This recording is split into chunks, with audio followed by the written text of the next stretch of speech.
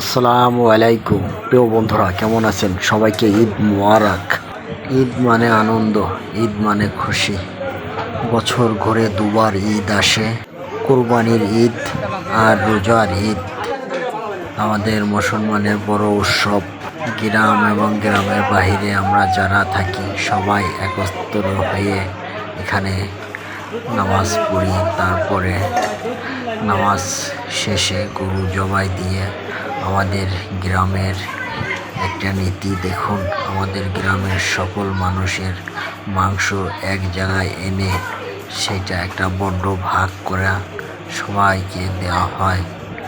দেখুন আমাদের স্কুল মাঠে, এখানে আমাদের গ্রামের সকল মানুষ আছে, এখানে সবার জন্য ভাগ করা হয়েছে। সবাই একাত্র হয়ে একটা জিনিস খাওয়া ভালো লাগে। আপনাদের কাদের এলাকায় এরকম বন্ড ভাগ করেন কুরবানির মাংস? কমেন্টে সবাই লিখে দিবেন। ধন্যবাদ সবাইকে।